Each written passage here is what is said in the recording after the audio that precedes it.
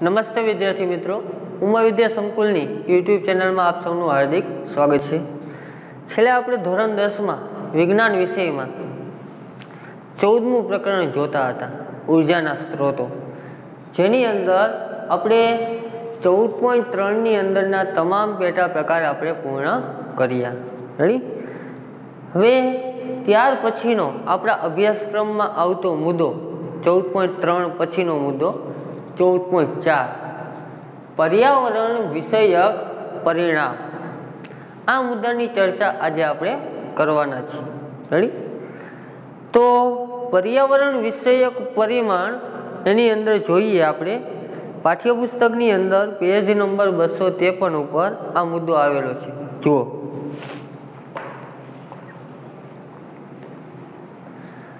આગળના વિભાગમાં આપણે ઉર્જાના વિવિધ સ્ત્રોત વિશે અભ્યાસ કર્યો, જે તમે જોઈ શકો છો। ઉર્જાના કયા કયા સ્ત્રોત છે? સૌર ઉર્જા, સમુદ્રની અંદરથી ભરતી ઉર્જા, તરંગ ઉર્જા, સમુદ્ર તાપીય ઉર્જા, જમીનની અંદરથી ભૂતાપીય ઉર્જા અને ન્યુક્લિયર ઉર્જા। આ અલગ અલગ આપણે ઉર્જાના સ્ત્રોત વિશે ચર્ચા કરી ગયા। કોઈ પણ ઉર્જાનો સ્ત્રોત પર્યાવરણને કોઈને કોઈ રીતે વિક્ષેપિત કરે છે। આપેલ પરિસ્થિતિઓમાં જ્યારે આપણે ઉર્જાના સ્ત્રોતની પસંદગી કરીએ છીએ ત્યારે તે નીચે પ્રમાણેના પરિબળો પર આધાર રાખે છે। કોઈ પણ સ્ત્રોત પસંદ કરો તો કેના ઉપર આધાર રાખે જોઈએ? સ્ત્રોતમાંથી ઉર્જા પ્રાપ્ત કરવાની સરળતા, જે આપણે સ્ત્રોત પસંદ કર્યો એમાંથી ઉર્જા મેળવવા માટે કેવી પ્રક્રિયા કરવી પડે, એ સરળ છે કે કઠિન, એ ખાસ જોવું પડે। જો કઠિન હોય તો આપણે ઉર્જાનો સ્ત્રોત પસંદ કરી શકીએ નહીં, અને સરળ હોય, સહેલાઈથી આપણને ઉર્જા મળી જતી હોય એમાંથી, તો એ સ્ત્રોત સારો કહેવાય। સ્ત્રોતમાંથી ઉર્જા પ્રાપ્ત કરવામાં આર્થિક ફાયદો શું? એ સ્ત્રોતમાંથી આપણે ઉર્જા જે મેળવી એના વડે જે ફાયદો થાય છે એ આર્થિક રીતે આપણને શું મદદ કરે છે? રેડી? એ ફાયદો પણ આપણે વિચારવો જોઈએ। જો એ ઉર્જા પ્રાપ્ત કરવામાં ખર્ચો જ થતો હોય અને બીજો કોઈ ફાયદો જ ન થાય, ફાયદો મળે પણ ખર્ચો વધી જાય, તો એ ઉર્જા નકામી થાય। રેડી? ઉપલબ્ધ સાધનોની કાર્યક્ષમતા, આપણા પાસે જેટલા પણ સાધનો છે, રેડી, એ સાધનોની મદદથી ઉર્જા ઉત્પન્ન શું કરી શકાય છે? તો એ સ્ત્રોત વ્યાજબી કહેવાય।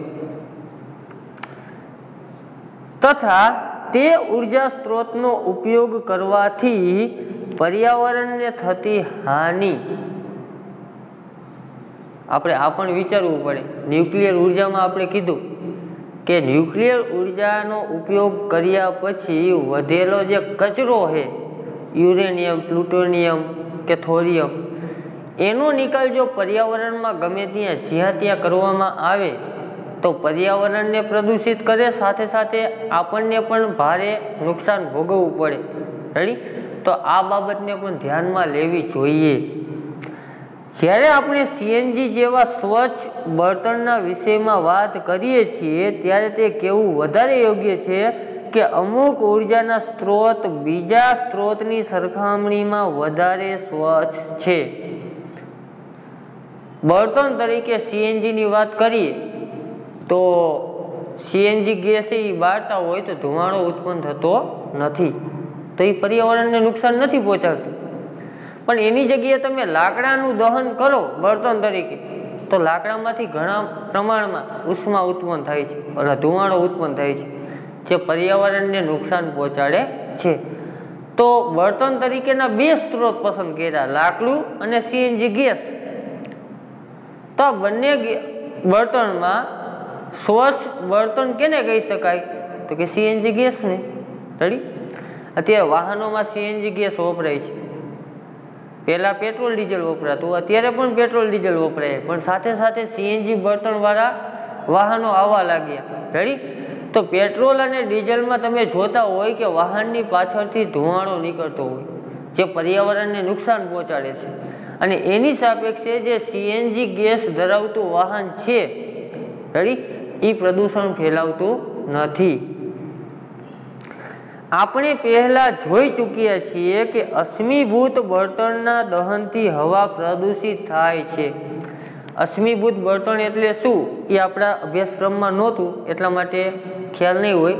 અશ્મિભૂત બળતણ એટલે પૃથ્વી ઉપર જે પણ પેટાળમાંથી જમીનની અંદરથી મળે છે એ બળતણ અને વનસ્પતિમાંથી જે બળતણ મળે છે એ બળતણ જેનું દહન થઈ શકે એવા બળતણને આપણે અશ્મિભૂત બળતણ કહેવાય. રેડી?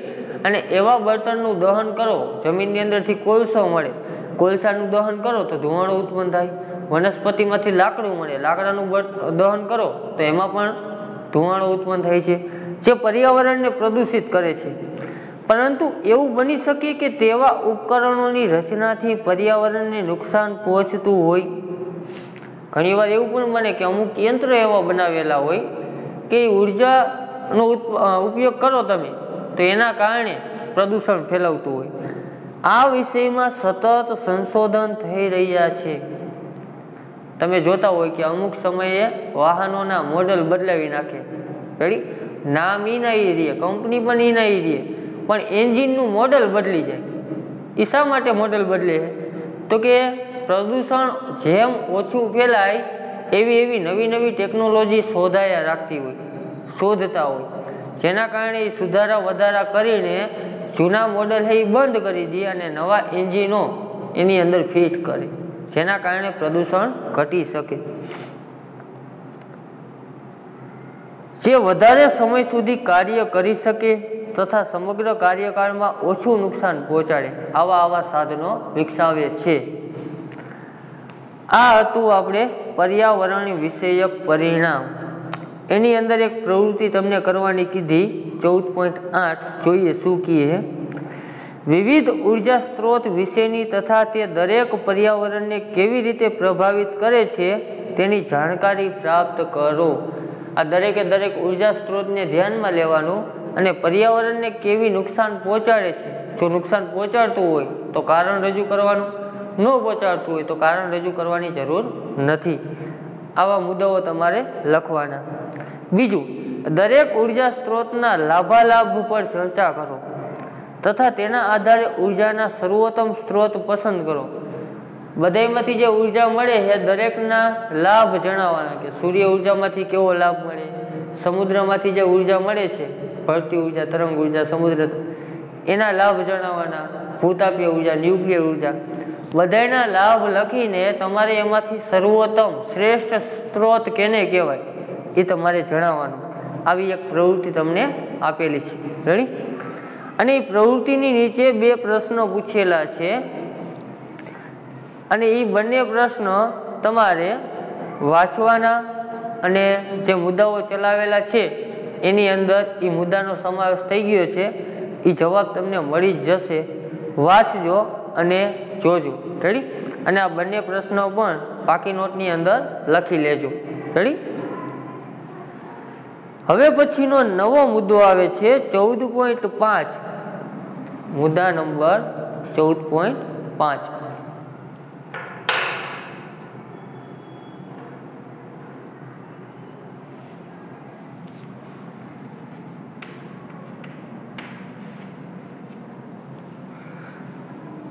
કોઈ ઉર્જા સ્ત્રોત આપણા માટે ક્યાં સુધી રહેશે?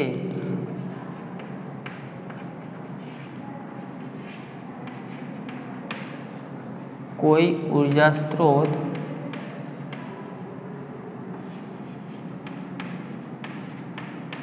આપણા માટે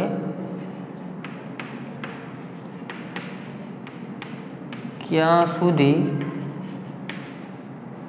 રહેશે?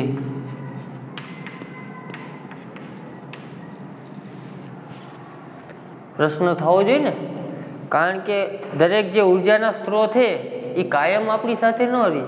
રેડી?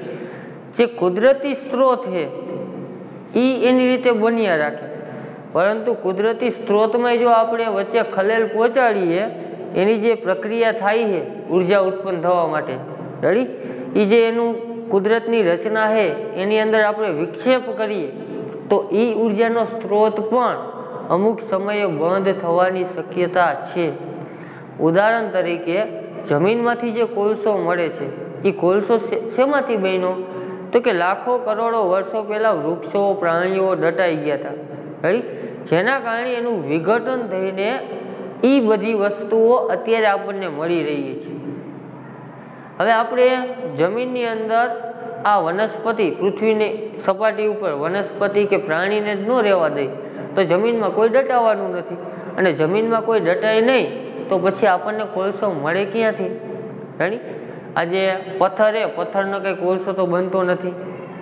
કોલસો એ એક પ્રકારનો લાકડાનું સ્વરૂપ છે, એનું વિઘટન થઈને એ કોલસો બન્યો. રેડી, એટલે આપણને પ્રશ્ન પૂછ્યો 5મા મુદ્દામાં 14.5, કોઈ ઉર્જાનો સ્ત્રોત આપણા માટે ક્યાં સુધી? રેડી, અને જે આપણા સિલેબસની અંદર સમાવેશ કરેલ છે. તો જોઈએ ક્યાં સુધી છે આ બધા ઉર્જાના સ્ત્રોતો. આપણે અગાઉ જોયું કે અશ્મિગત બળતણો એટલે કે અશ્મિભૂત બળતણો પર આપણે લાંબો સમય નિર્ભર રહી શકીશું નહીં. મેં જે કોલસાની વાત કરી એ કોલસો એક પ્રકારનું અશ્મિભૂત બળતણ જ છે, જેના ઉપર તમે લાંબો સમય ટકી શકો નહીં. પેટ્રોલ, ડીઝલ, કેરોસીન, ડામર, કોલસો, રેડી, પછી આ વનસ્પતિ, આ બધા અશ્મિભૂત બળતણો છે કે જે લાંબા સમય સુધી આપણી સાથે રહેશે નહીં. જો રાખવા હોય તો હમણાં જણાવશે શું કરવું જોઈએ. આ પ્રકારના સ્ત્રોત કે જે કોઈને કોઈ દિવસે સમાપ્ત થઈ જશે તેને ખૂટી જાય તેવા અથવા પુનઃ અપ્રાપ્ય સ્ત્રોત કહેવાય. કોલસો પુનઃ અપ્રાપ્ય સ્ત્રોત છે જે ફરીથી મળી શકે નહીં. આનાથી વિરુદ્ધ જો આપણે લાકડા સળગાવવા કપાતા વૃક્ષોના ઉછેર કરી જૈવ દ્રવ્ય ઉર્જાનો યોગ્ય માત્રામાં પ્રબંધન કરીએ તો આપણને અચળ દરે ઉર્જા મળતી રહેશે. જો તમારે ખનિજ પદાર્થો એટલે કે અશ્મિભૂત બળતણો જોતા હોય તો વનસ્પતિનો ઉછેર વધારો, ચારે બાજુ વનસ્પતિ કરી નાખો, ચારે બાજુ વૃક્ષો ઉગાડી દો. રેડી, કોઈએ વૃક્ષો કાપવા નહીં. રેડી, અને એમાંથી જે પાંદડા ખરે, પછી ડાળખીઓ ખરે કે એ વનસ્પતિ આખું જમીન ઉપર પડી જાય, રેડી, અને દટાઈ જાય. તો આ પ્રક્રિયા નિરંતર ચાલતી રહે અને આગળના સમયમાં આપણને જેમ અત્યારે કોલસો મળી રહ્યો છે એવી જ રીતે આગળના સમયમાં પણ નિરંતર કોલસો, પેટ્રોલ, ડીઝલ, ગેસ આ બધું મળતું રહે. રેડી,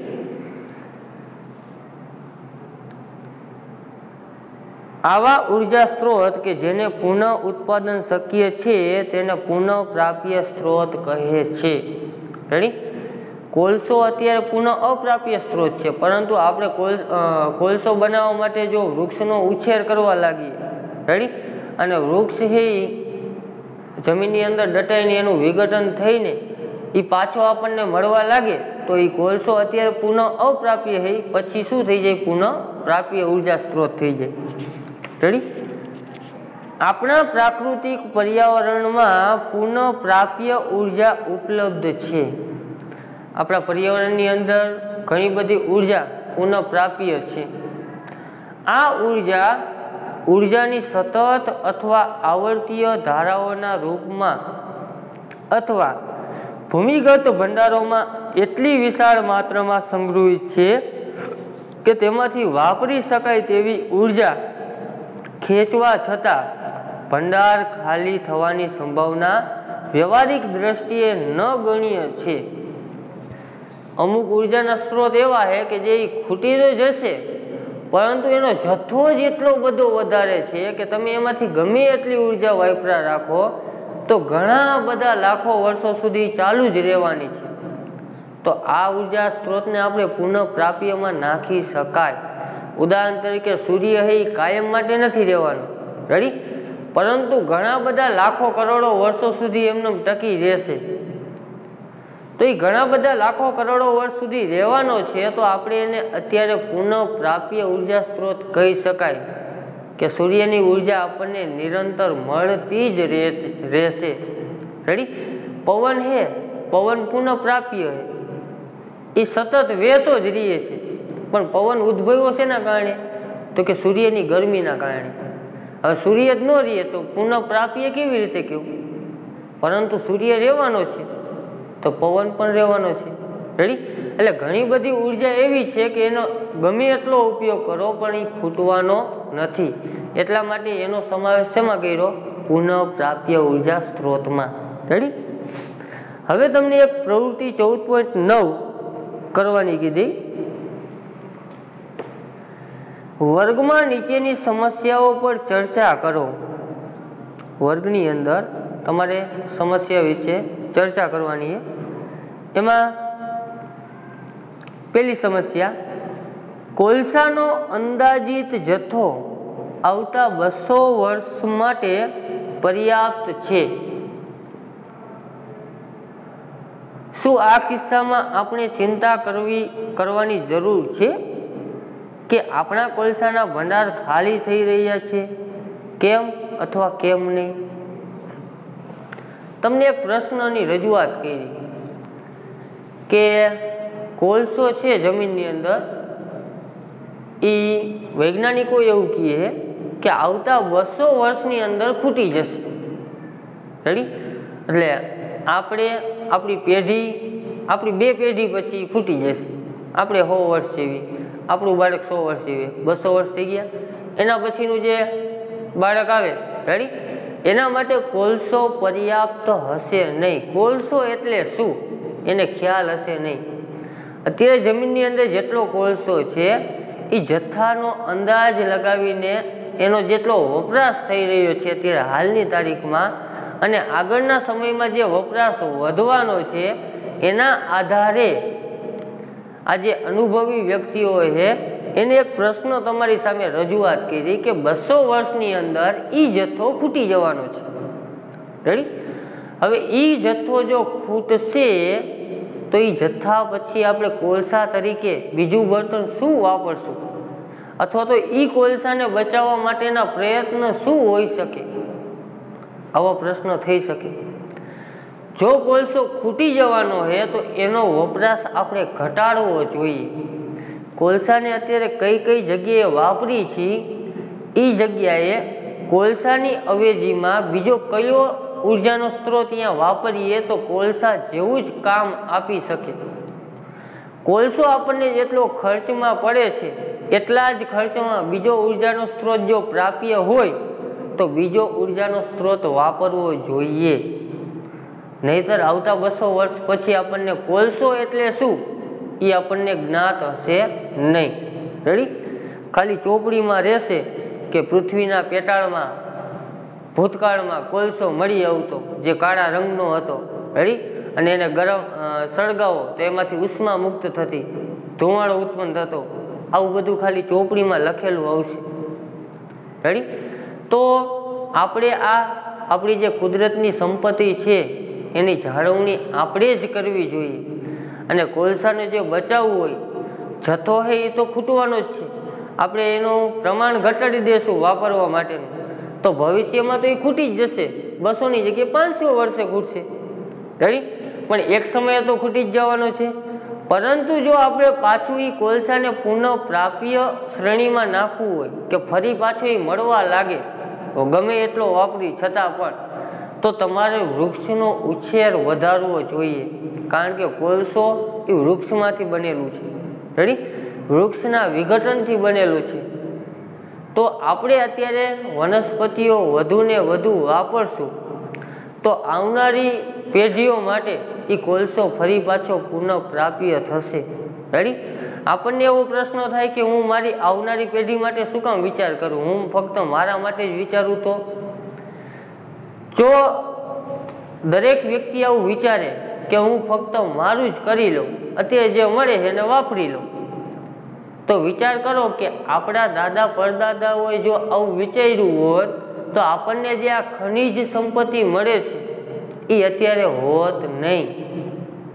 આપણા દાદા પરદાદાઓએ જો ઝાડવા કાપી નાખ્યા હોત, રેડી, અને એનો ઉછેર ન કર્યો હોત, વૃક્ષો ન વાવ્યા હોત તો અત્યારે આપણને જે નિરંતર કોલસો મળી રહ્યો છે એ અત્યારે મળતો હોત નહીં.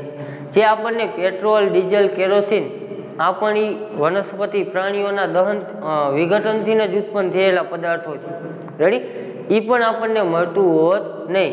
વિચાર કરો કે પેટ્રોલ જો ન હોત, ડીઝલ ન હોત, ગેસ ન હોત, તો આપણા પાસે આ જે સાધનો છે, બાઇક, કાર, અથવા તો ઉદ્યોગોની અંદર જે ગેસ વપરાય છે, જે કોલસો વપરાય છે, એ ઉદ્યોગમાં આપણે દહન શેનાથી કરે? તો આટલો બધો વિકાસ થયો હોત નહીં. રેડી? આપણા દાદા પરદાઓ દ્વારા આપણને આ સંપત્તિ પ્રાપ્ત થઈ છે. તો આપણે પણ આપણી આવનારી પેઢીઓ માટે પણ આ જ વસ્તુ વિચારવી જરૂરી બને કે આવનારી પેઢીઓને આપણને જે સંપત્તિ મળે છે એ જ સંપત્તિ ભવિષ્યમાં મળે. તો એના માટે આપણે વધુને વધુ વૃક્ષો, આપણા પર્યાવરણનું જતન કરવું આવશ્યક બને. તો આ પહેલો પ્રશ્ન હતો.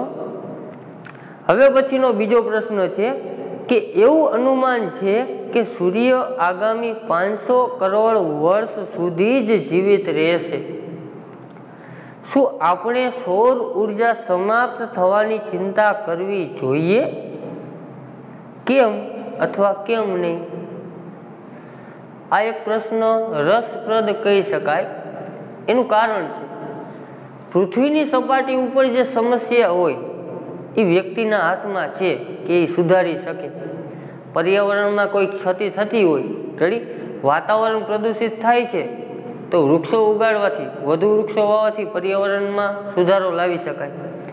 શેના દ્વારા પ્રદૂષણ થાય છે એ પ્રદૂષણનું કારણ જાણીને એ વસ્તુને આપણે બંધ કરી શકાય અથવા તો એને અટકાવી શકાય. રેડી? પૃથ્વી ઉપર આ બધું શક્ય છે, પરંતુ સૂર્ય એ પૃથ્વીથી સાવ અલગ જ છે. હવે સૂર્યમાં જે પ્રકાશિત ઉર્જા ઉત્પન્ન થાય છે, હવે એ ઉર્જા જો સમાપ્ત થઈ જાય તો એની અંદર આપણું કંઈ ચાલે નહીં. રેડી? તો એ પ્રકાશ જે સૂર્યની ઉર્જા છે તો એ 500 કરોડ વર્ષ સુધી ચાલશે, વૈજ્ઞાનિકો એવું કહે છે. તો 500 કરોડ વર્ષ પછી જો બંધ થઈ જાય તો એને આપણે પુનઃ ચાલુ કરી શકીએ નહીં, અથવા તો એ સૂર્યની જગ્યાએ બીજો સૂર્ય કોઈ ફિટ કરી શકીએ નહીં. એ આપણા હાથની વાત છે નહીં. રેડી? પરંતુ હા, એટલું કહી શકાય કે જો સૂર્ય 500 કરોડ વર્ષ સુધી ચાલવાનો હોય તો એના પહેલાં તો આપણી પૃથ્વી એનો વિનાશ થઈ જશે.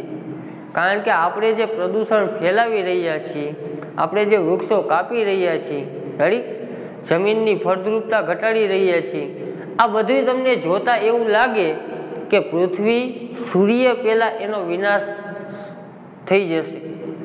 તો સૂર્ય તો એમનેમ જ રહેશે. પહેલાં આપણે પૃથ્વીને બચાવવાની.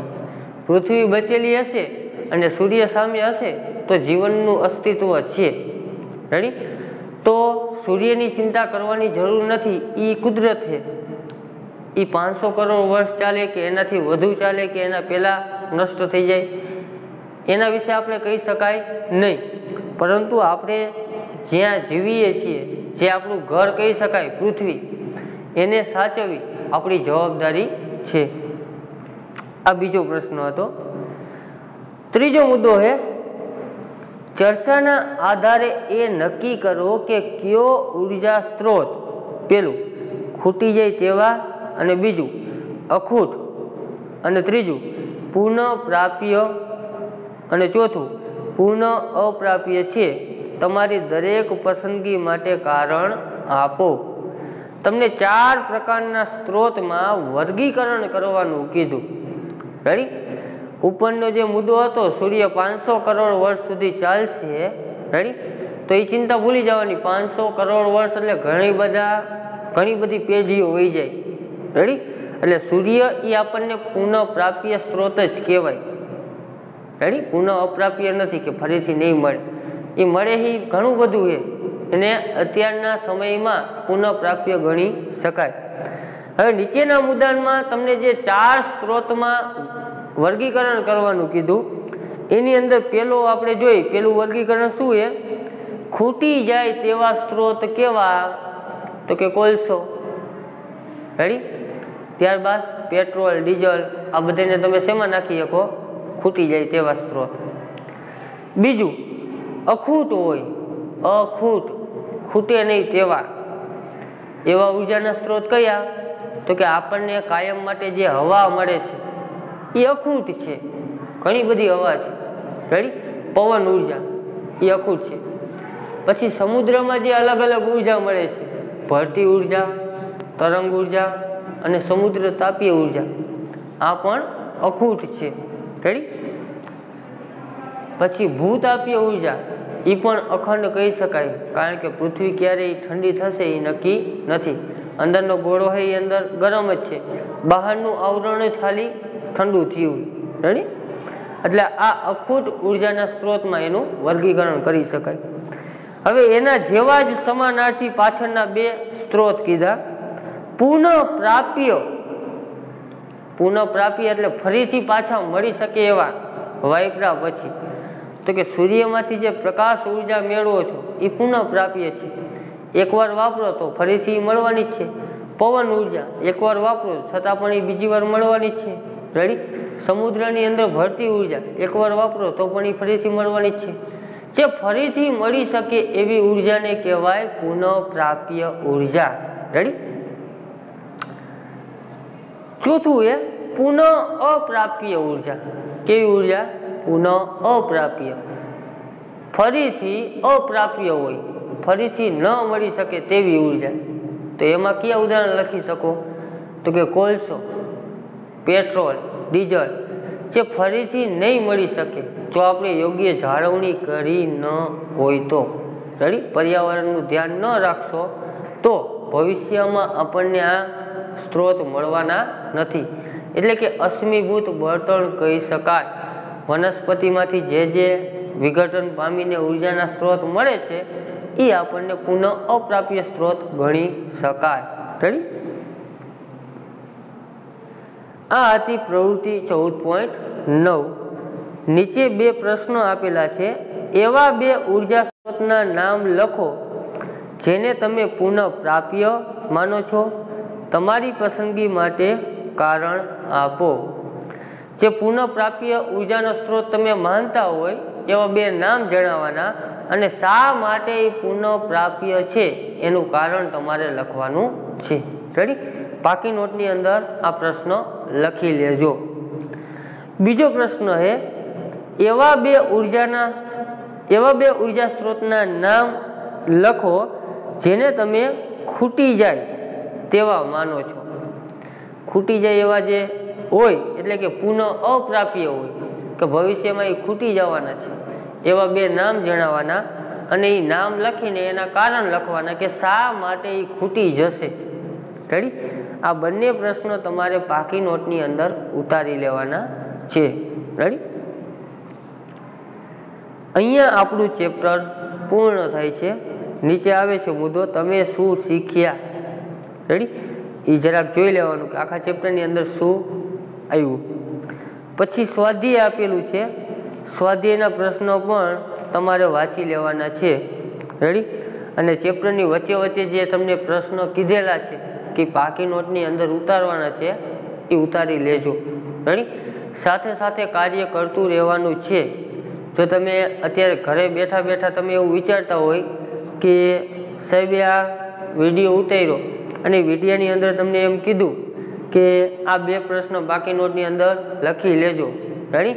અને તમે એવું વિચારો કે સાહેબ અત્યારે ક્યાં જોવાના છે, અત્યારે આપણે ઉતારવા નથી, પરંતુ ટૂંક સમયમાં સ્કૂલ ઉઘડશે ત્યારે ધોરણ 9 થી 12 ધોરણ સુધીનાને એમ કહે કે સ્કૂલે જવાનું, તો જ્યારે તમે અહીંયા મળશો સ્કૂલે અમને, ત્યારે અમે માગશું કે અત્યાર સુધીના જેટલા પણ વિડીયો આવ્યા અને એ વિડીયોની અંદર જેટલા પ્રશ્નો તમને કીધા કે આ પ્રશ્નો બાકી નોટની અંદર ઉતારવાના છે અને એ ઉતારેલા નહીં હોય તો પછી સમસ્યા ઊભી થશે, રેડી? એટલે જેટલા પણ પાઠ ચાલતા જાય એ પાઠની સાથે સાથે જેટલું પણ હોમવર્ક આપતા જાય, રેડી? વધારાનું હોમવર્ક નથી આપતા. જે અગત્યના પ્રશ્નો છે એ પ્રશ્ન વિશે તમને કહેવામાં આવે છે કે આ પ્રશ્નો તમારે પાકી નોટની અંદર ઉતારવાના છે, તો એ ઉતારી લેવા, રેડી? અને સરકારે જે જાહેરાત કરી કે અભ્યાસક્રમ આપણે આટલો જ રાખવો, એ જાહેરાત હમણાં જ કરેલી છે. તો એના પહેલાં જે ચેપ્ટર ચાલી ગયા હતા એ ચેપ્ટરની અંદર પણ તમારે જોઈ લેવાનું કે અભ્યાસક્રમમાં જેટલા પણ ટોપિક રાખેલા છે એ આપણે વ્યવસ્થિત ટીક કરેલા છે કે નહીં. અને ત્યાર પછી એક સુધારેલી PDF પણ આવેલી હતી. તો ગણિત વિજ્ઞાનમાં જે નવો અભ્યાસક્રમ આવ્યો સુધારેલો એ પણ તમારે ખાસ ચેક કરી લેવાનો. રેડી? કે પહેલાં જે PDF આવી હતી એ પ્રમાણે આપણે ટીક કર્યું હોય તો એના પછી બીજી એક PDF આવી હતી સુધારેલી. રેડી? અમુક મુદ્દા રહી ગયા હતા પ્રિન્ટ મિસ્ટેકના કારણે, તો એ ફરીથી આપણે ચેક કરી લેવાનું કે આપણે ટીક કરેલું છે એ નવી સુધારેલી PDFમાં છે કે નહીં. હવે પછી જે ટીક કરો મુદ્દા એ હું અહીંયા લેક્ચરમાં તો ઓનલાઈન વિડીયોમાં પણ હું તમને જણાવતો જ જાઉં છું, છતાં પણ તમારી પાસે PDF હોય તો એની અંદરથી તમારે વ્યવસ્થિત ટીક કરી લેવાનું કે આ મુદ્દો કોર્સની અંદર છે અને આ મુદ્દો કોર્સની અંદર નથી. રેડી? હવે ટીક કરવામાં ખાસ ધ્યાન રાખવાનું, જે ચલાવવાનો છે અભ્યાસક્રમ એમાંથી કોઈ મુદ્દો રહી ન જાય. ચલાવવાનો નથી એ મુદ્દો ભૂલથી ટીક થઈ જશે તો ચાલશે. રેડી?